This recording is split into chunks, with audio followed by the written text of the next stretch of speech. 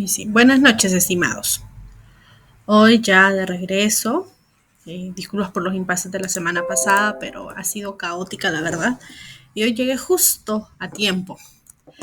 Bien, como les comentaba, ya ahorita cerrando el contenido, vamos a trabajar con el pago de mano de obra. El contexto de esta clase se centra principalmente en entender qué es lo que hay detrás del código de trabajo, cuáles son los derechos, cómo se deben calcular las horas. Entonces, esa es la premisa que vamos a tomar ahorita. Con el fundamento que está detrás, notarán que el archivo de Excel que ya estaba cargado desde la semana pasada y es el mismo que está en la grabación que había puesto a disposición, hay una hoja que dice artículos. Estos son los artículos que usamos de referencia que están ya en el itinerario pregrabado, pero en estos artículos son los que nos vamos a centrar en el cálculo de horas. La premisa en contabilidad de costos es que cuando trabajamos con recurso humano, especialmente el que trabaja en fábrica, este recurso humano se dedica a, o mejor dicho, su pago está en relación a las horas directamente trabajadas. Por ende, estas personas hacen un conteo de horas, cuánto entran y cuándo salen. Adicionalmente a esta hojita que se referencia a los artículos, en la carpeta primer parcial, ustedes ya tenían este archivo de PDF que se llama planilla, cálculo de impuestos sobre la renta, seguro social, Infop y RAP.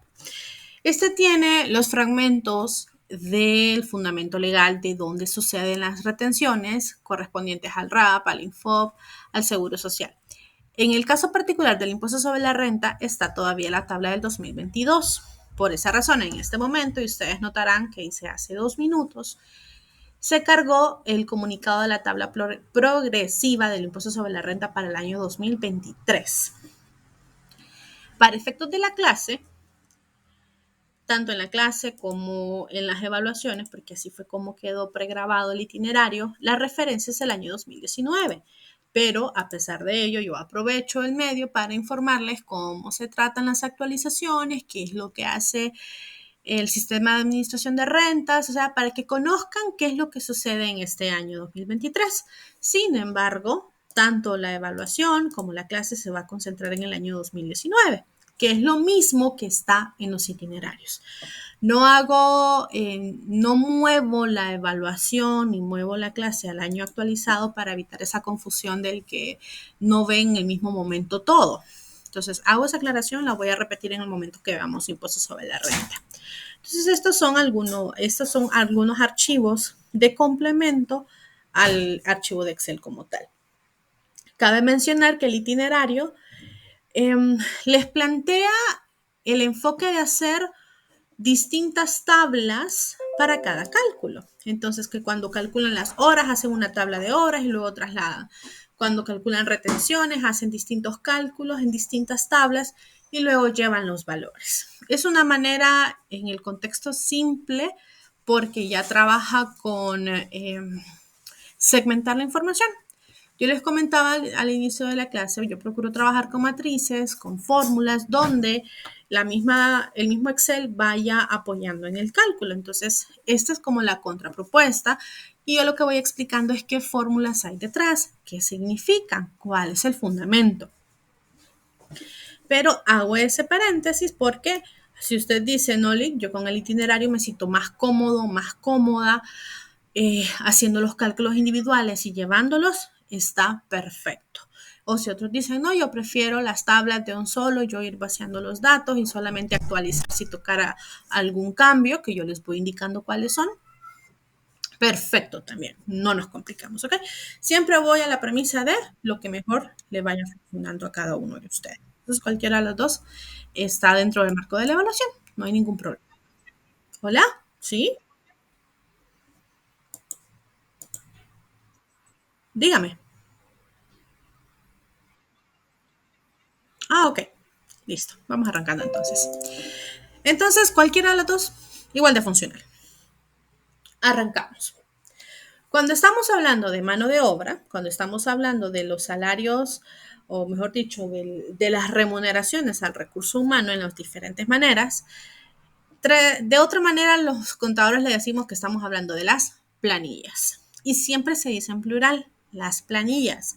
Aunque a veces el contexto es, no, es que solo se vacía y sale una sábana. En el contexto, en esa sábana, hay distintos cálculos que tienen un enfoque distinto. Algunos de esos cálculos están orientados a cuánto se le paga a la persona, o sea, cuánto se le deposita en su cuenta bancaria, por cuánto va a emitir el cheque. Mientras que otros tienen el enfoque de cuánto le toca pagar a la empresa en relación a los beneficios que otorga el código de trabajo a favor del empleado. Entonces, tienen dos maneras de verse, por eso le decimos planillas, por eso lo hablamos en plural. ¿Qué vamos a trabajar? La planilla de empleados, que esta se concentra en cuánto se le paga a cada persona, cuánto se le deposita. Y la planilla de la cuota patronal, que esto es cuánto paga la empresa por los empleados. Y ya está amarrado aquí el registro contable correspondiente. Entonces notarán que por toda la hoja hay fórmulas y está diseñada para que ella sola se vaya alimentando o se vaya actualizando conforme a los datos que ustedes van metiendo. Tomo el mismo ejercicio del itinerario, donde tenemos el sueldo diario de las personas, cuántas horas extra trabajo en la jornada diurna y cuántas horas extra trabajo en la jornada nocturna. Que ese es el esfuerzo que se procura aprender en contabilidad de costos. Bueno, recuerden que está todo el código de trabajo más todas estas leyes complementarias. Veamos entonces. Primero, código de trabajo. El código de trabajo define los horarios, la cantidad de horas y los parámetros para las remuneraciones. En ningún momento el código de trabajo contempla un escalafón, es decir, no dice cuánto se le paga a un médico, cuánto se le paga a un contador, no, aquí solo dice las reglas generales. Los escalafones vienen de los colegios profesionales, entonces ahí son dos cosas separadas. Bien, nos concentramos en artículo 321, primero, que es el que le define qué es el trabajo diurno, qué es el trabajo nocturno y qué es mixto. Todo el trabajo diurno es el que se desarrolla entre las 5 de la mañana y las 7 de la noche. O dicho de otra manera, de 5 a 19 horas. Esta anotación de aquí quedó en una conversación de que cuando ven las horas al estilo militar, se confundían. Entonces, como bueno, de 5 a 19 horas es jornada diurna, es decir, de 5 de la mañana a 7 de la noche. Por ende, las otras horas de 7 de la noche a 5 de la mañana se consideran nocturnas. Ahí vamos a hacer la separación. Por eso, por esa definición es que muchos decimos horario de oficina. El horario de oficina siempre está contemplado entre este margen. Cada una, en este caso la jornada diurna, se trabaja 8 horas. La jornada nocturna se trabaja 7 horas. ¿Y la jornada mixta qué pasa? Es cuando usted tiene un horario dentro de esto. Es distinto a que usted entre a trabajar a las 8 de la mañana y por carga de trabajo o porque pagan horas extra, usted se queda hasta las 10 de la noche. Ahí lo que estamos haciendo es contar horas extra si el trabajo lo paga, porque no todos los cargos y no todos los trabajos devengan horas extra. Entonces, la jornada mixta es cuando a usted le establecen un horario laboral que está dentro de este parámetro. Sí, con una condicionante. Que dentro de esas horas usted no tome más de 7 horas, perdón, de 3 horas en la jornada nocturna. Esa es la condicionante aquí. Si usted lleva en su jornada normal, en su horario normal, tiene 5 horas jornada nocturna, o sea, 5 horas sería de 7 a 12 de la noche, y las otras 2 horas son de, si son a las 7, de 5 a 7. Entonces, si su horario es de 5 p.m. a las 00 horas, dicho de otra manera, de 19 a 00 horas hasta la medianoche, ya no se tipifica como mixta, a pesar de que usted esté tomando un par de horas de la jornada diurna, sino que eso ya se tipifica como jornada nocturna. Por ende, para que la jornada mixta se acepte como mixta, usted no debería quedarse después de las 20 horas, es decir, 10 de la noche. De lo contrario, ya se tipifica como jornada nocturna. ¿Y por qué se hace ese paréntesis? Porque por el simple hecho de que sea nocturno, o sea, por el simple hecho de que a usted le toque trabajar tarde, si se le pagara por hora, su hora debe ser más atractiva que, que los que trabajan en horario de oficina. ¿De dónde inventó esto? Artículo 330 del Código de Trabajo. Entonces, cuando el trabajo se ejecute fuera de los límites que determinan los anteriores, es decir, cuando hay horas extra, un 25% de recargo sobre el salario de la jornada diurna cuando se efectúe en el periodo diurno. Entonces, si usted sale de trabajar a las 5 de la tarde, las 5 de la tarde son las 17 horas, de 5 de la tarde a 7 de la noche, usted devenga horas extra con un precio del 25% sobre el salario diurno. Si resulta que ya se va después de las 7 de la noche, es decir, sus horas extra entran dentro de lo definido como periodo nocturno, se le aplica 50%. Ahora, si usted trabaja dentro del horario nocturno, o sea, usted empieza a trabajar a las 8 de la noche y se queda trabajando la mañana siguiente, eso es prolongación de la jornada nocturna y tiene un recargo del 75%. Esto aplica cuando los cálculos se hacen sobre horas. Generalmente cuando usted ya tiene un salario, es decir, ya tiene un sueldo periódico, el cálculo es al inverso. Entonces empezamos a tomar el sueldo mensual, lo convertimos en sueldo diario, lo convertimos en sueldo por hora y vamos aplicando cada uno de estos recargos para cumplir con el código de trabajo. Y lo que les comentaba, si a usted le contratan para trabajar en las noches, solo porque trabaje de noche, ya tiene que ser un 25%. Entonces, si estoy tomando precios simples, o sea, precios simples, paga 10 lempiras por hora. Entonces, 25% de esos 10 lempiras, es decir, 250, se convierte que solamente porque le contrataron de noche, le tienen que pagar 12.50 por el mismo trabajo que hacen otras personas durante el día a 10 lempiras. Esto es mucha explicación. Veamos cómo se hace en cálculo de matemáticas, ya cuando se le ponen fórmulas.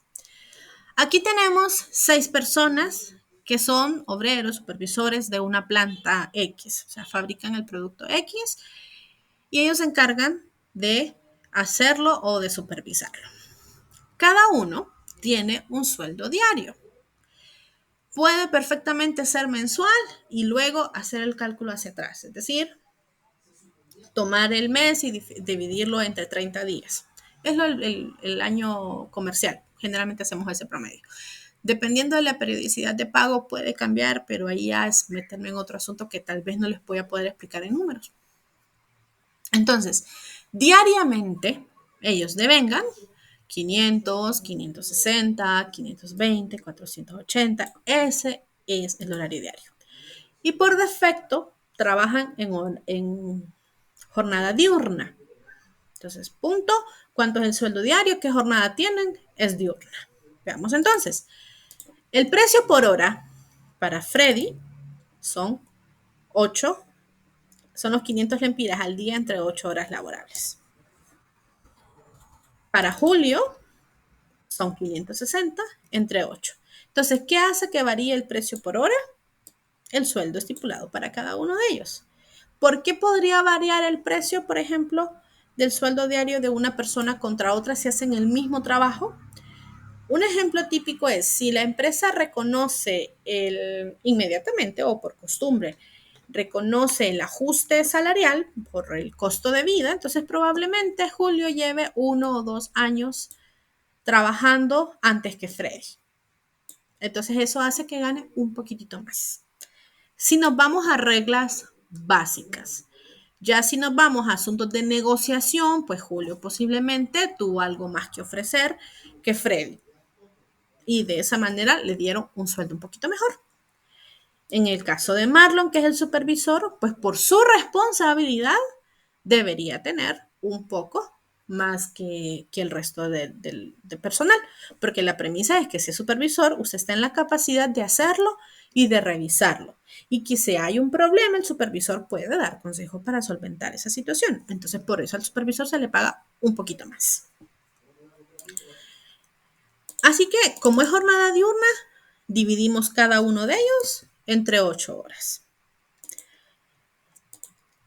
El código de trabajo me establece que como sueldo voy a percibir 6 días de trabajo y tengo derecho a descansar el séptimo día.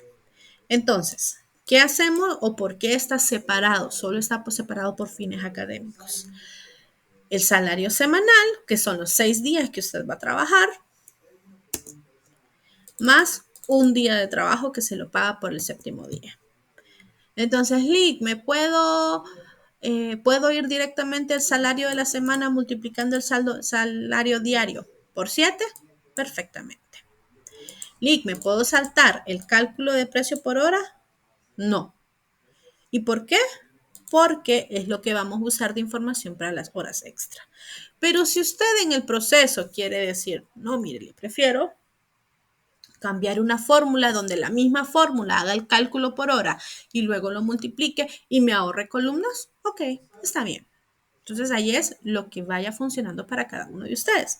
En el contexto de cada una de las etapas que va haciendo la planilla es que yo voy separando lo que aparece ahí en el itinerario, pero lo separo en columnas distintas, no en tablas distintas. Entonces, solo por trabajar en el horario que les corresponde dentro de la jornada diurna, Freddy devengó en esa semana 3.500, Julio devengó 3.920, César devengó 3.640 y seguimos contando. Eso fue simplemente por trabajar el horario.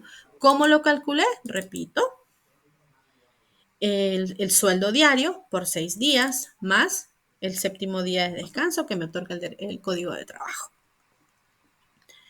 Así que por el trabajo ordinario, por trabajar dentro de la jornada normal, en la planilla voy a pagar 22.120 lempiras. Cuando digo los valores así de rápido es porque aquí abajo me están apareciendo las sumas. Tal vez lo ven aquí en donde está el mouse. Después de calcular el sueldo ordinario, calculamos horas extra.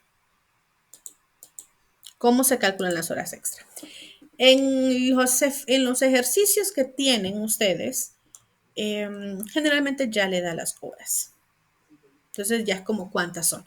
Pero en la realidad, ¿cómo lo hacemos? Bueno, ¿a qué hora entró en este caso Freddy y a qué hora salió? ¿A qué hora terminaba su jornada? Entonces su jornada terminaba a las 5 de la tarde, pero se quedó trabajando hasta las 9. Ah, muy bien. Entonces, de 5 de la tarde a 7 de la noche es jornada diurna, entonces son 2 horas diurna, pero se fue hasta las 9 de la noche.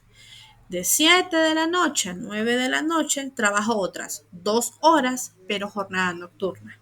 ¿De dónde estoy haciendo esos cálculos? De aquí.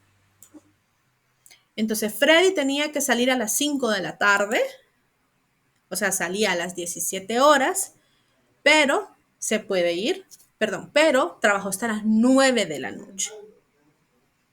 Eso hace 2 horas extra jornada diurna y 2 horas extra jornada nocturna. Así lo calculamos en la realidad y se hace por cada día que esa persona salió fuera del horario.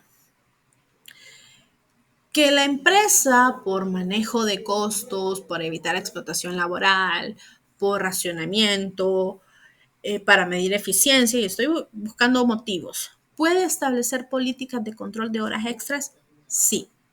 Por ejemplo, hay empresas que deciden que para que usted se quede trabajando 2 horas más fuera de su horario, se lo tiene que autorizar su jefe para dar a entender que usted se queda en un tiempo prolongado por razones laborales. porque es muy distinto a los que algunos dirán, no, yo me quedo hasta las 7 en la oficina, pero porque me quiero evitar el tráfico. Entonces muy probable no está haciendo nada, está revisando su celular con todo gusto, escuchando música, leyendo el periódico, revista, entonces no está trabajando, solo está usando horas. Entonces, por eso hay unas empresas que definen que para que le paguen las horas extra tiene que estar autorizado o tiene que estar fundamentado. Porque a veces hay empresas que viene temporada alta, entonces que por defecto dirá todos los empleados tienen que trabajar 4 horas más al día para cumplir la demanda de la temporada.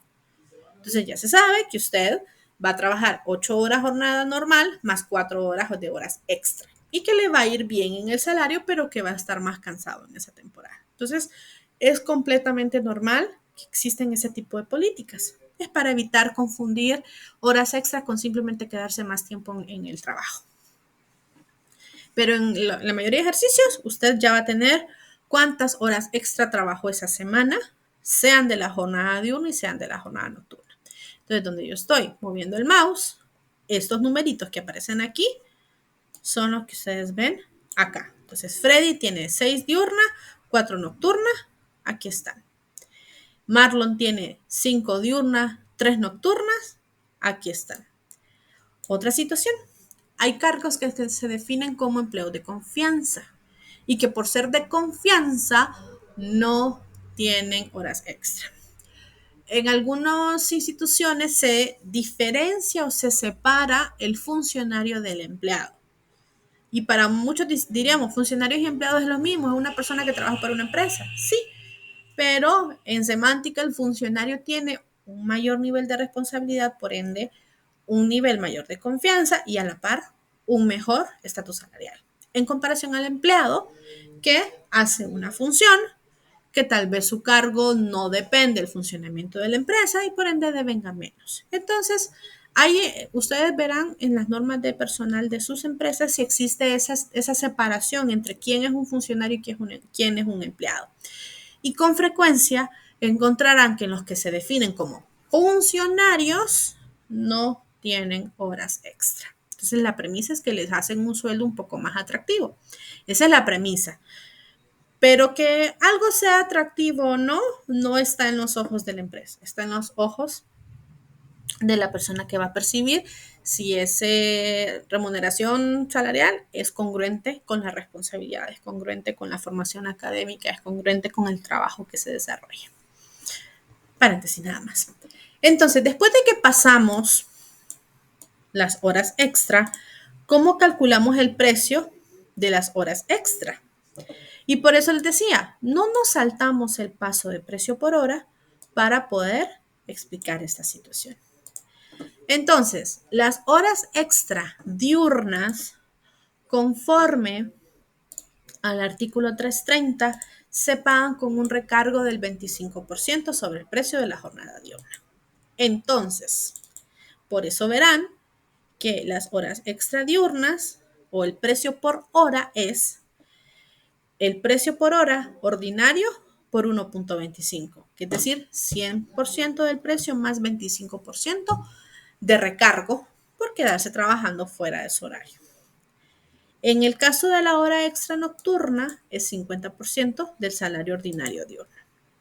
Por esa razón, ustedes ven que es 62 del precio ordinario multiplicado por 1.5. Estos son horas extra. Ahora, ¿cómo se aplica este comentario con este? Porque nótese que aquí dice, en extra diurna es 25 del salario diurno. Extra nocturna, 50% del salario diurno. Extra nocturna, 75% del salario nocturno. ¿Y cómo se calcula el salario nocturno? Por sí solo, con un 25% sobre el salario diurno. ¿Qué dijo Lali? Veamos. Si Freddy le dicen, mira, ahora usted pasa a trabajar jornada nocturna, por el motivo que sea. Empecemos. Estos 62.50, si le establecieran el precio por hora, Estos 62.50 van a tener un recargo del 25%. Estos 62 se convierten en 78. Y cuando haga horas extras por prolongación de la jornada nocturna, porque Freddy ahora trabaja de noche, ya no es 1.5 de 62, es 1.75 de 78 y va subiendo. Entonces por eso usted encontrará más de una vez en su vida, yo me he encontrado y al inicio no lo entendía hasta que vi la remuneración, que hay personas que dicen, prefiero que me den esos horarios feos porque sé que por sí solos me van a pagar más caro. En las negociaciones posiblemente a Freddy le digan, te pagamos los mismos 500, pero ya los 500 no se calculan en 8 horas, porque la jornada nocturna no son 8 horas, son 7. Y de ahí va el precio para arriba. Entonces, les quería hacer ese paréntesis porque eso es lo que sucede cuando ya está allá afuera. ¿Existen cargos así? Sí. Todas esas compañías que implica un servicio al cliente 24 horas al día implica que van a aplicar estas reglas. Porque es necesario que esté alguien ahí sentado esperando llamadas. Porque hay otras empresas que tal vez también tienen trabajos turnos 24 horas. Un ejemplo sencillo, si yo me dedico a la fabricación de X artículo 24 horas, yo necesito tener servicios de comunicación 24 horas.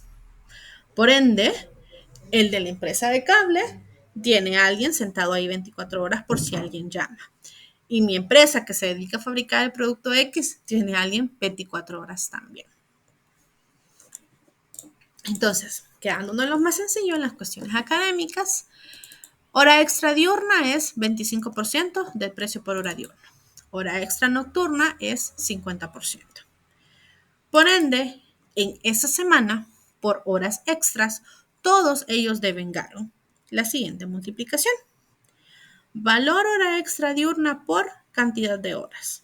Entonces, eso es lo que ven H13 por J13. Y luego se suma con valor hora extra nocturna por cantidad de horas extras nocturnas. Y esto le da el monto. Es que mire, Lee, que si usted me separa estas columnas me enredo.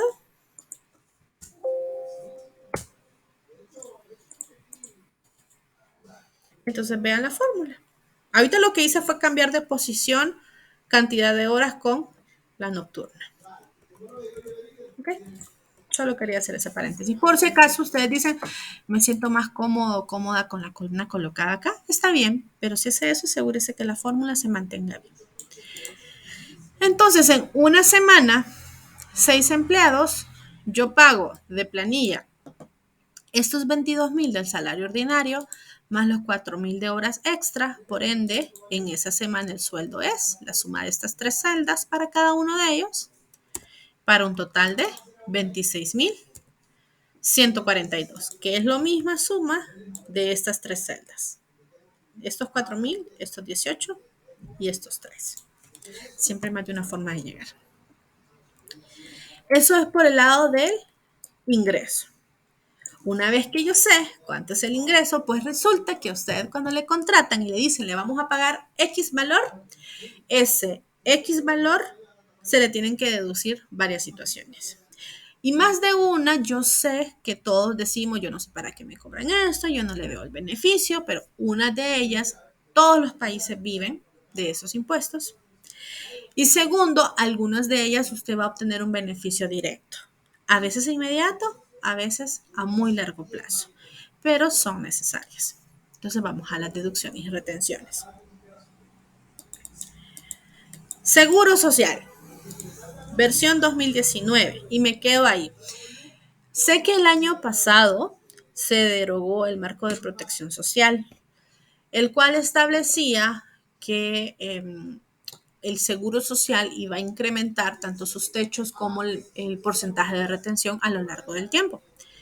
Eso por un lado. Y por otro lado, creaba la figura de que todo el pasivo laboral, o sea, todas esas prestaciones que a usted le van a pagar cuando usted se retire, no solo había que calcularlas, sino que depositarlas en una, ya fuera en el RAP o fuera en una AFP, en una administradora de fondos de pensiones privada. ¿Por qué? Porque la dinámica ya existe en el sector público. El sector público, eh, ya por entrar a trabajar en cualquier parte, porque existe el IMPREMA para los docentes, el INJUPEM para casi todos los empleados públicos, el IPM para los militares, el IMPROUNA para los empleados de la autónoma y el Seguro Social en este caso, todos ellos hacen una retención adicional que servirá para pensión. Pero el porcentaje es más alto para INJUPEN, IMPREUNA, IPM en comparación al Seguro Social. Entonces, la premisa es que si usted ahorra más en su juventud, va a tener una pensión mejor. No excelente. Sabemos que nunca va a ser una pensión excelente porque ya sabemos que para esa edad que nos toque una pensión, casi todo se va a ir en situaciones médicas. Pero un poco mejor que la que está sucediendo ahorita dentro del sector privado por medio del seguro social, que las pensiones son sumamente bajas. Entonces, eso planteaba el marco de protección social. Sin embargo, en el año 2022 se derogó, pero no existe otra instrucción de contraparte. Entonces, los que ya habían establecido un patrón lo mantienen. Los que no habían establecido un patrón, pues se escudan en que se derogó y que ya no tienen que hacerlo. Pero el impasse sucede, por ejemplo, cuando el empleado se va y le empiezan a hacer negociación tras negociación de su pasivo laboral. Es su derecho. Y la premisa es que no tendría que estarlo negociando. Ya debería estar depositado en una AFP. Usted se retira y en la AFP significa que ya está a su nombre. Esas son las circunstancias que todavía le reconozco que no sé cómo se va a solucionar, que aunque por algún lado yo sé que muchos de empresa privada se molestaron, el beneficio no se ve ahorita. Se ve cuando usted se retira, se ve cuando usted sale de las empresas. Pero bueno, la idea es ir fomentando el ahorro para el futuro. Pero ¿con qué nos quedamos? Con lo que ya está programado. En el Seguro Social, a los empleados se les retiene un 5% de un techo.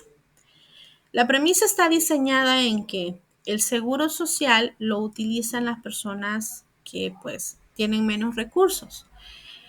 Por ende, la premisa es, bueno, entre menos devengue, menos le voy a requerir por seguro social y por eso pongo un techo. Pero en paralelo significa que más allá de ese techo, yo no requiero más dinero como seguro social, yo no retengo más dinero, porque la premisa es que se espera que entre mejor esté económicamente, posiblemente no use los servicios del seguro social, sino que se vaya al privado y ese colchoncito que aporta ya se quede para otras personas. ¿A qué se refiere el año 2019? El techo para maternidad, 8.103 lempiras.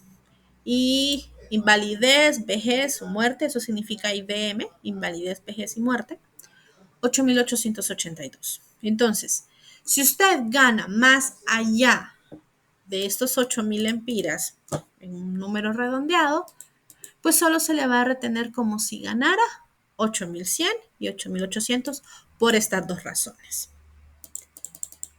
Y se va separando estos beneficios porque el de maternidad ya hay un estadístico un poco más controlable de cuánto va a suceder. Invalidez, vejez y muerte es lo que hasta ahorita se está intentando controlar realmente. Cuánto es lo que está sucediendo, porque en su momento la proporción de gente trabajando contra gente pensionada no era congruente y no era sostenible. Además de otras situaciones que me abstengo de mencionar. Entonces, ¿cómo se hace el cálculo? 8.103 por 2.5 y como este salario semanal, este cálculo que tengo aquí, déjenme marcarlo. Este cálculo que tengo aquí equivale a un mes. Al multiplicarlo por el año, por los 12 meses, entonces este cálculo se refiere al año, pero pago semanal. Así que voy a retener semanal. Lo dividiré entre 52. Por eso la fórmula contempla una proyección anual. Y se hace de esa manera, contemplando la premisa de que ya en general, si gana 3.500 a la semana, gana más de 8.000 al mes. ¿Qué se hace cuando es salario? Miren, aquí es donde yo siempre me confundo. Eh, Se supone que hay una diferencia entre sueldo y salario. Entiendo que una de las dos es sueldo, uno de ellos es pago conforme a obra y el otro es pago mensual. Yo siempre confundo qué es salario, qué es sueldo, pero hay una diferencia, la verdad. Pero si la remuneración es mensual, la remuneración no es por hora o no es por obra. ¿Qué es lo que hacemos? Cambiamos a esta fórmula por un sí y diremos, sí, el sueldo de vengado, que aquí no va a estar en términos semanales, sino que va a estar en términos mensuales, es mayor. El techo, 8.103.38. Entonces calcule 8.103.38 por 2.5%. Eso es si es mayor. Si es menor, los que saben de Excel saben que mi pecado es que no estoy metiendo en mi computadora punto y coma. Ahí. Entonces, si la condicionante que coloqué es que el sueldo sea mayor que el techo, calculo por el techo. Ese es el verdadero, es el valor sí verdadero. Entonces, cuando no se cumple esta regla, lo que va a hacer es calcular el sueldo por 2.5%. Esa es la premisa, ese es el cálculo que hacemos. Por ende, obviamente, repito, esta fórmula está escrita donde dejé la celda. Acá. Esta fórmula está escrita para salarios mensuales. ¿Y por qué hago este paréntesis? Por el tercer parcial. Entonces, ¿qué haremos? Si la persona gana 20.000, 202.58. La persona gana 30.000, 202.58. La persona gana 10.000, el mismo valor. ¿Por qué no cambia el valor? Porque la condicionante está por el techo. Si la persona gana 7.000, o sea, debajo del techo, la fórmula automáticamente cambia el valor. Porque si gana menos, se le calcula proporcional. Si gana más, se le calcula al techo. Igual esto lo voy a recordar en el tercer parcial, porque cuando van al proyecto es muy probable que definan sueldos mensuales y no sueldos por hora. Pero esa es conversación de más adelante. Invalidez, vejez y muerte, se hace la misma fórmula cambiando el monto del techo. 8.882, 30 centavos por 2.5 por 12 para anualizarlo, entre 52 para hacer el cálculo semanal. Esto lo hacemos por Seguro Social en el marco de Protección Social año 2019, que es con la fecha que está grabado en los itinerarios. Por esa razón quedamos en esa fecha. Y como no han definido qué va a pasar, no actualizo qué es lo que pasa con 2023. Segunda retención al empleado. Todavía estoy en los cálculos de depósito al banco. Impuesto sobre la renta. El impuesto sobre la renta nos estamos quedando, como aquí menciona, entre paréntesis, año 2019. El impuesto sobre la renta en persona natural es distinto que las empresas. Cuando estábamos allá en contabilidad 1 y contabilidad 2, lo que hacíamos era calculábamos la utilidad y a ese monto le aplicábamos un 25%. Y ese era el impuesto. Aunque detrás de ese cálculo lo que hacemos es la declaración jurada de ingresos y dependiendo de qué de mis ingresos se le aplicó otro impuesto, qué impuesto es adicional, etcétera. Entonces volvemos a calcular el impuesto sobre la renta. Pero para fines académicos nos quedamos con la versión sencilla. Utilidad, 25%. ¿Qué pasa con las personas? Imagínense si a ustedes le agarraran todo su sueldo y le aplicaran 25%, ya más de uno dirá, no sobrevivo. Luego, la premisa sería, no, pero es que entonces me tienen que tomar el ingreso y reducirme los costos, así como hace la empresa. Entonces ahora viene el comentario. ¿Cuántos de los asalariados realmente sobreviven con su sueldo? Más de un buen grupo sobrevive a base de trabajos adicionales, negocios adicionales o financiamiento. Entonces no se puede aplicar esa regla a las personas. Entonces lo que se creó fue la tabla escalonada. En la tabla escalonada del año 2019 lucía así, y para efectos académicos luce así. Si esa persona tiene una renta neta gravable, no estoy diciendo un sueldo, sino una renta neta gravable de hasta 158,000 lempiras y la colita, está exenta del pago del impuesto sobre la renta. De ahí para arriba va incrementando este porcentaje por cada una de esas brechas. Aquí sí voy a hacer el paréntesis 2023 para luego regresar a hacer el cálculo 2019. Tiene un archivo adicional que se llama comunicado tabla progresiva. Esta es la de ya de este año. Nótese que ya no dice 158, como aquí. Les dice 199,000. Entonces, esta noticia viene de ya hace años. Todos esperamos esta noticia los primeros 10 días de enero. Ahí es cuando sale. Creo que este salió como el 5 de enero. Una vez que Banco Central informa cuánto fue la inflación, la ley del impuesto sobre la renta establece que para el cálculo del impuesto sobre la renta se va a reconocer el costo de vida. El costo de vida viene de la inflación. Entonces, una vez que Banco Central nos dice cuánto fue la inflación, entonces se procede a actualizar la tabla. Hubo unos años que no hubo actualización, o sea, las autoridades que estaban ahí se les olvidó el compromiso y el resto del pueblo posiblemente no lo sabíamos, no lo entendíamos, estábamos muy jóvenes para entenderlo, etcétera. Pero ahora sí se mantiene. Entonces, a inicio de año todos estamos pendientes de la inflación y sobre eso sabemos que va a cambiar el impuesto sobre la renta. Entonces se calcula de esta manera. Nótese que son los mismos porcentajes, exento 15, 20, 25. Exento 15, 20, 25. Son los mismos porcentajes. ¿Qué es lo que cambia? Los segmentos de la renta neta gravable. El impuesto sobre la renta se calcula pensando en que entre más gane, más impuesto va a pagar. ¿Por qué? Porque usted va a ir cayendo a la siguiente escala. Pero esto se calcula de manera escalonada. Significa que por cada segmento usted va aplicando un porcentaje distinto. O sea, no es que agarra su sueldo y lo dice usted, cabe aquí y le aplico el 20. No, usted dirá lo siguiente.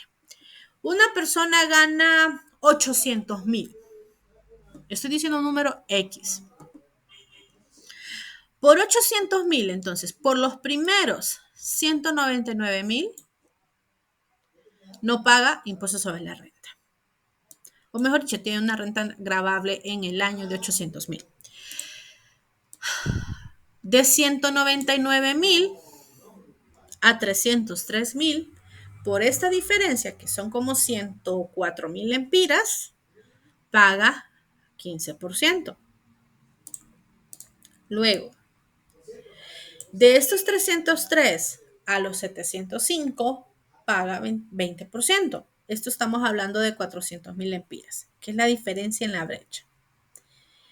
Y de los 705,000 lempiras hasta la renta neta gravable de 800,000, que mencioné un número X, que son alrededor de 95,000 lempiras, o sea, 705 a 800 que estoy usando para el ejemplo, le aplico el 25. Entonces, vamos por tramos, aplicando el cálculo del impuesto sobre la renta.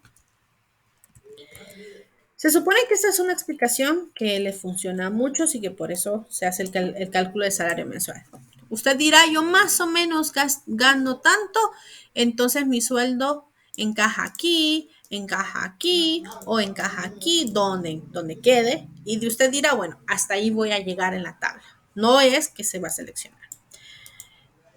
Pero en la ley del impuesto sobre la renta establece que en palabras más o palabras tergiversadas, establece que con 40,000 lempiras usted vive. Todo lo adicional es ganancia pura. Entonces, en su momento decía que los 40,000 es por educación, vivienda, salud, transporte, etc. No sé si usted vive con 40,000 lempiras al año como adulto independiente. Como joven apoyado económicamente, 40,000 al año, muy probable sí le funcione porque solo lo va a usar en usted. No lo va a usar de alquiler, ni servicios públicos, ni comida, porque está apoyado económicamente, así que no necesita pagar eso. Pero como adulto independiente, sabe que no son 40,000 al año por renta o por comprar una casa. Sabe que en comida no va a gastar 40,000 al año.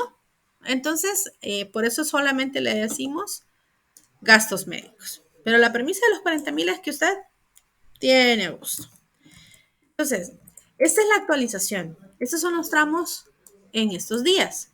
Pero nos quedamos en el 2019 con la misma premisa. ¿Cómo lo hacemos? Tomamos el sueldo semanal, que es el sueldo diario, por 7 o la suma de estas dos celdas en cada una de las horas. Esto me da a la semana. Las semanas, perdón, el año tiene 52 semanas. Entonces, para obtener la renta bruta, o sea, el total de ingresos, tomamos el sueldo semanal por 52. Eso es la renta bruta. Cada empleado tiene derecho a una deducción de 40,000 lempiras sin presentar evidencias. O sea, no tiene que presentar facturas, no tiene que presentar recibos. Hola, creo que fue que se le abrió el micrófono. ¿Va a hablar Perla? Ah, ok. Creo que fue que se le abrió. Entonces, no tenemos que presentar evidencia por estos 40,000, aunque sabemos que no vimos con 40,000. Obtenemos la renta neta gravable, renta bruta menos gastos médicos. Entonces, esa es la renta neta gravable. A la renta neta gravable le aplicamos la tabla progresiva. Entonces, por los primeros 158,000 empiras está exento. Por ende, Freddy ni siquiera se acerca al impuesto sobre la renta. César tampoco, Pedro tampoco, Renal, Ronald, perdón, a veces Renal, perdón, Ronald tampoco. Entonces ustedes notarán que ellos tienen impuesto 0 lempiras. Marlon, sí, hay que calcular el impuesto porque gana, tiene una renta neta gravable superior a 158,000. Y Julio también. Entonces, de 158,000 a 242,000, que era el planteamiento del 2019 y que con ese nos quedamos, así que a julio son los 158,000 menos la renta neta gravable. ¿Por qué hago el cálculo directamente aquí? Porque ninguno de ellos gana arriba de 242. Si ganara, entonces el cálculo cambiaría. Voy a hacer uno para efectos del video. Entonces, por esa brecha entre 158,000 y 163, paga un impuesto de 15%. Equivale a 726 en el año. En el caso de Marlon, de 158 a 178, la diferencia de esos dos, paga un impuesto del 15% y equivale a 2,910 al año. Pero les dije, para efectos del video voy a cambiar uno. Y la renta neta gravable de esta persona son 650,000. O sea, un número mucho más alto. Por los primeros 158 no paga impuesto. De 158 hasta 242 paga 15. Entonces dirá 242,439.28 menos.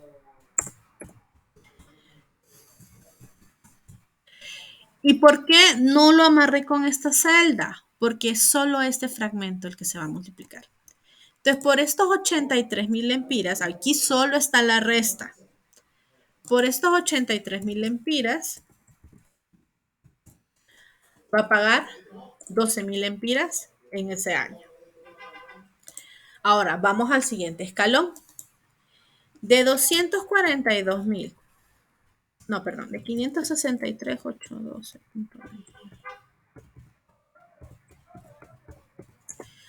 Por los siguientes 321,000, que es la brecha en estos dos valores, son 321,000. Por esa brecha de 321.000 va a pagar 20%.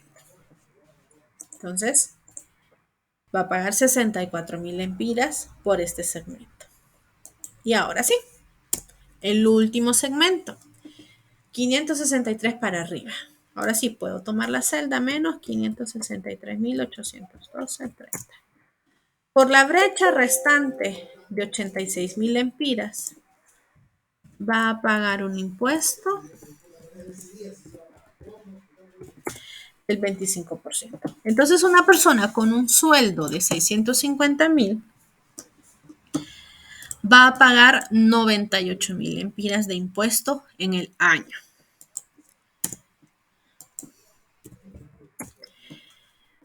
Si gana 650.000 de renta neta gravable, esperen, serían esto más 40, más aquí.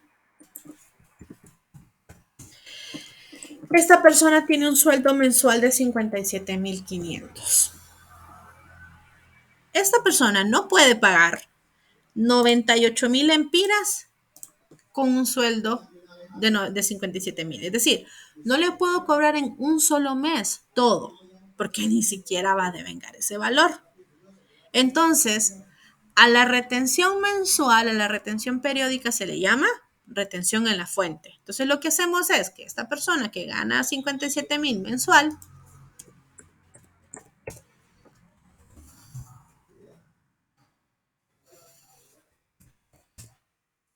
uy,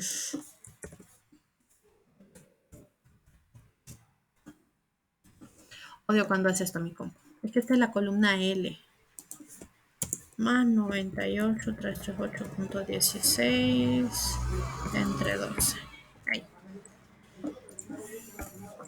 Entonces, en lugar de dejarlo un mes, casi 2 meses sin sueldo, lo que se hace es que todos los meses se le van a ir restando 8.194. Así que, cuando más de uno dirá, es que entre más gano, más percibo, déjeme informarle que entre más gana, más impuestos paga. Así que cuando haga esos cálculos de cuánto quiero negociar, si lo que planeas hacer es eso, negociar un incremento salarial, considera el impuesto sobre la renta, porque va a incrementar las retenciones. Entonces, repito, se hace por escalones. Hola, Cindy.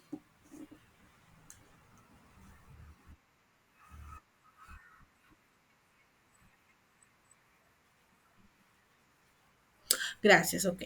Voy a repetir. Estos 8.000 son estos 98.000, que es el impuesto anual para un caso exagerado, entre 12. No está amarrado a la celda porque es la columna L y cuando hago eso mi computadora entiende cualquier otra cosa. Yo por eso es que no hice esto. Es que esto es lo que sale. No sé, entonces, tal vez para los que son muy buenos en matemáticas entienden qué significa eso, yo no. Yo no. Yo necesito ver el número con coma y con punto. Entonces lo que hice fue 98.000 entre 12. Y lo que se va a hacer una retención en la fuente mensual de este valor. Claro, en el contexto de contabilidad de costos, ¿vamos a tener sueldos así de atractivos? No, la verdad no. Pero si usted está en un punto donde quiere un mejor sueldo, no se le olvide el impuesto sobre la renta cuando va a negociar eso. Para que usted diga, pues yo quiero un incremento de 5.000, ¿ok? De acuerdo a esa escala salarial, esos 5.000 adicionales va a tener una retención del 20, del 25%, del 15%. Entonces, a un ajuste para que usted diga, voy a obtener 5.000 puros.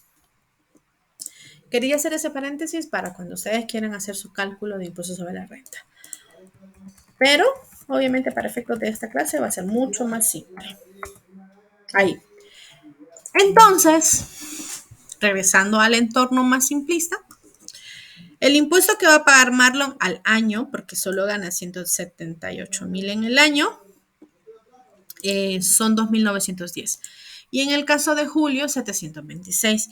Y a pesar de que el monto sea bajo, porque usted dice 2.000 sí lo puede pagarle con una semana de trabajo, pero posiblemente esa semana salga chueco, entonces no. Igual se le hace retención en la fuente. Entonces notarán que aquí dirá y 26. Ah, sí, no está amarrado aquí por las razones que les acabo de comentar. Lo que vieron que mi compu hacía otra cosa. Es el sueldo entre 12. Entonces, si en el contexto salieran más, mueven esta fórmula acá. Pero si su computadora no hace el estrago que hace la mía, si no, pues lo que tendrá que hacer es sumar las celdas y luego dividirlo entre 52 semanas. ¿Quién hace esta proyección? Recursos humanos. De acuerdo a este tipo de proyecciones es que hay más políticas. Entonces recuerdo que hubo un exalumno que me dijo que en su empresa nadie iba a ganar más de tanto, así que si en el cálculo preliminar de horas extras ya llegaba hasta ese nivel, ya no le autorizaban ni una hora extra más. ¿Por qué? Porque no querían tener que reportar todo esto al SAR. Era bien caótico el contexto, entonces terminaban con más empleados para compensarlo. Me llamó mucho la atención, es la única vez que he escuchado una política así y que el énfasis sea que los empleados no paguen impuestos sobre la renta y que yo como empresa no tenga que ir a hacer todo un protocolo para la retención en la fuente y la declaración respectiva. A pesar de que por ser una empresa comercial tenía que igual reportarse con el SAR por asuntos de sus impuestos. Así que ahí no entendí o no me he podido a la fecha justificar por qué harían eso. ¿Estas deducciones van por ley? Sí, de acuerdo a su escala salarial. Pero pueden haber otras situaciones. Obviamente, en el itinerario parecía que una persona ahorraba, eso es cooperativa, y que a una persona lo habían embargado y semanalmente le retienen tanto. Entonces, estas retenciones tienen un fundamento legal o tienen una aprobación personal, cualquiera de las dos igual de válida. Entonces, total de deducciones, sumamos estas celdas y el sueldo neto en esa semana será el sueldo de vengado, que es el sueldo ordinario más horas extras, menos las deducciones. Así que de 26,000 que yo iba a desembolsar a mis empleados, solo voy a desembolsar 25,000. ¿Qué pasa con todo esto? Yo se lo quedo a deber a cada una de estas instituciones. Entonces yo tengo un pasivo, una obligación de pagarle al Seguro Social por esa semana 587, al SAR 69, a la cooperativa que haya correspondido 100 y al juzgado que corresponda o a la persona beneficiaria de esa demanda 160. No es que me lo ahorro, no. Se lo tengo que entregar a cada una de las instituciones. Esto fue planilla de empleados, pero les recuerdo, son planillas, es plural. Vamos a la cuota patronal. Entonces, allá hice el cálculo de cuánto le doy a las personas. Aquí hago el cálculo de cuánto yo, como empresa responsable, pago por mis empleados. Hacemos el mismo cálculo en la parte del sueldo ordinario. ¿Ok? Pero todos los cálculos patronales se hacen por defecto sobre el salario ordinario, porque las horas extras no necesariamente se van a proyectar. Entonces, todas las aportaciones patronales o todas las cuotas patronales se hacen sobre el sueldo ordinario. Por eso, no aparece nada de horas extra. Que al final, como empresa, si yo hice un estimado para saber quién paga impuestos sobre la renta y quién no, al final como empresa yo tengo que hacer el ajuste para retener los impuestos correspondientes a esto. Pero no vamos a ver a eso en fines académicos. Ahora, ¿qué cuotas patronales tenemos? Seguro social. Nótese que aquí es 5%. 2.5 maternidad, 2.5 IBM con techos distintos. Aquí las cosas cambiaron. Maternidad 5%. Entonces la empresa paga el doble de lo que paga el empleado. Validez invalidez, vejez o muerte, 3.5. O sea, 1% más que el resto. Y un adicional de riesgo profesional de 0.2. ¿Qué diferencia riesgo profesional de los otros dos? Es la premisa de que usted como empleado corre un riesgo adicional por moverse a trabajar. corre un riesgo adicional por el trabajo que hace. Ese es el riesgo profesional. Y que usted no estaría expuesto a ninguna de esas situaciones si usted no estuviera trabajando para esa empresa. Así es como se define. Entonces, esta cuota es exclusivamente patronal. Así que volvemos a lo mismo. El techo por 5% por 12 semanas, o sea, el estimado anual, perdón, repito, por 12 meses para obtener el estimado anual, dividido entre 52 semanas para obtener lo correspondiente semanal. Invalidez, vejez y muerte, 8.882.30 por 3.5, que es el porcentaje que está aquí, por 2 entre 52. Y riesgo profesional, el mismo cálculo, pero es 0.2%. Entonces, como aportación patronal, por seguro social usted paga 168 por cada empleado. Y ellos mismos pagan por sí mismos 97 lempiras. Entonces, el patrono siempre pagará más. Por eso también cuando vienen las negociaciones de los salarios, se contemplan, bueno, yo como patrono, si yo le aumento el salario, aumento el gasto para el salario, sí, pero a la par aumentan las cuotas patronales, porque entre más pague, más va a tener que representar. Infop. El Infop solo lo paga la empresa. Y el Infop lo que establece es nace la institución cuya función será la formación profesional. Entonces, las empresas que, especialmente este tipo de empresas manufactureras, mandan a sus empleados a jornadas de capacitación al Infop, con la premisa de que ya van pagando por esa futura capacitación. Sin embargo, ¿el beneficio es exclusivo para los que trabajan? No. Si usted es exclusivamente estudiante y dispone de tiempo, y les aseguro que sí disponen de tiempo, aunque las clases sean pesadas, eso es algo que se van a dar cuenta cuando ya trabajen y de repente tengan que hacer más proyectos. Entonces, usted si solo es estudiante, perfectamente puede sacar los cursos. Hay cursos en línea, hay cursos presenciales, dependiendo de la materia, y no le cuestan nada. Y son muy buenos elementos dentro de su hoja de vida. Entonces, se los recomiendo, vale la pena hacer ese esfuerzo. Entonces, por el Infop, se paga al Infop el 1% del salario ordinario. Entonces, es directamente el sueldo ordinario por 1%.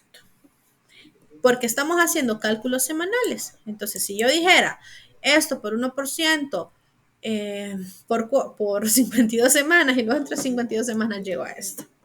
Aquí hacemos la anualización y luego el cálculo semanal porque estamos trabajando sobre un techo, no sobre un pago proporcional. Y por último, en el marco de protección social, para poder dar cobertura a ese pasivo laboral, automáticamente se calcula un 2% que se le entregará a una AFP o al RAP conforme haya elegido el empleado y la empresa. Y digo ambos porque las empresas ya tienen ciertos tratos con las instituciones financieras por los medios de los cuales le pagan a usted. Por ende, si le pagan por BAC, ya la empresa tiene relaciones comerciales con BAC, por ende, BAC procurará que la prestación laboral, este 2%, sea dado a BAC Pensiones, a la AFP de Banco de América Central. Entonces le van a decir al empleado, yo hago las relaciones comerciales con ellos y se entrega de esta manera y les van a dar cierto trato por la relación comercial con la empresa. Entonces, hay unas empresas que aceptan una contrapropuesta del empleado, tal vez porque ya estaba ahorrando en otro lado. Otras simplemente dicen, pues mejor le doy el dinero a usted y usted se encarga de depositarlo en su AFP, pero eso queda en el contrato. Porque hay empresas que dicen, no me sale estar haciendo negocios con otras instituciones adicionales, entonces prefiero darle al empleado y que el empleado responsablemente cree su ahorro. No sé qué tanto funciona para el empleado, pero es lo que sucede. Entonces, cuota patronal, la suma de todas estas erogaciones. Así que, ¿qué significa? Para la empresa que estamos aquí, paga en la semana 4.300 por sueldo más 273 por cuota patronal. Así que tomen conciencia de que si son empleados de una empresa o son funcionarios de una empresa, esa empresa paga por usted más que solo el salario. Y dejando de lado si existen otros beneficios como seguro médico, seguro de vida, seguro dental, etcétera. Esos son beneficios adicionales y son de esas consideraciones que tiene que usted que pensar en el momento de que lo vayan a contratar. Cuando tenga múltiples opciones laborales, pues entonces pregunte cuáles son los beneficios adicionales, porque mínimo por ley le tienen que dar esto. Todo lo adicional es extra. Y bien, cuando estábamos en el tema anterior, órdenes de trabajo, entonces les decíamos, la mano de obra entra directamente a producto en proceso. Y ya, así lo miraba, era pago de efectivo contra producto en proceso. Eh, eh, pero lo que realmente sucede es esto.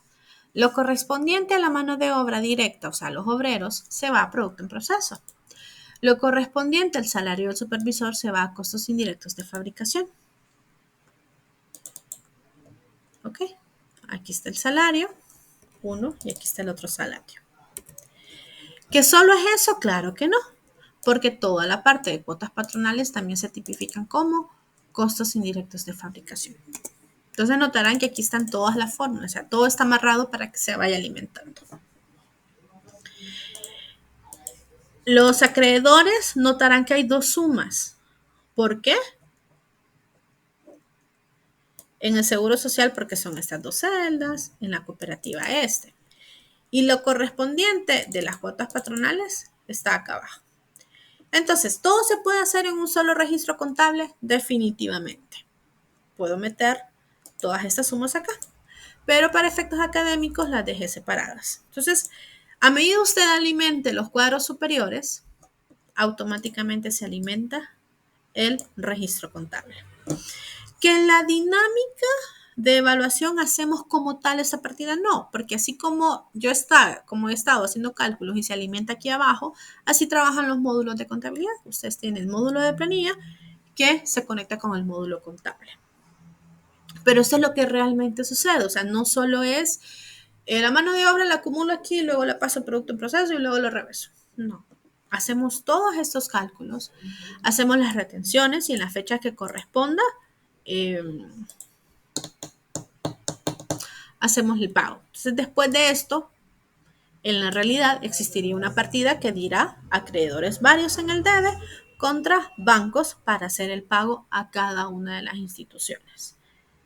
Pero para efectos académicos nos quedamos con el cálculo de cómo luciría la acumulación de la mano de obra dentro de la dinámica por hora. Pero repito, muy probable cuando lleguen al tercer parcial van a hacer cálculo de salarios mensuales. Entonces ahí hay un tiempito que tomamos específicamente para explicar cuál es el impacto en las planillas, porque algunos sufren decidiendo salarios mensuales y convirtiendo las planillas a semanales porque la clase de costos estaba así. No, aquí la clase, recuerden que está enfocada en aplicar el cálculo de horas extras. Por eso hace tanto énfasis en el cálculo de horas, aunque la mayoría conoceremos los salarios mensuales o los sueldos mensuales, no sé cuál es la palabra correcta. Estos son planillas. Como les digo, este es complemento de lo que está en el itinerario y que técnicamente es lo mismo en el video que ya estaba previamente habilitado. No es el mismo discurso porque no trabajo con guión, pero sí es el mismo contenido, son las mismas fórmulas y repito y hago hincapié, nos quedamos con la versión del itinerario año 2019. Con ese se queda la evaluación, pero no creo que esté de más que ustedes sepan que existe ya una actualización para la tabla del impuesto sobre la renta y que todavía estamos en veremos de qué pasa con el marco de protección social. Aquí me despido del video. Feliz noche.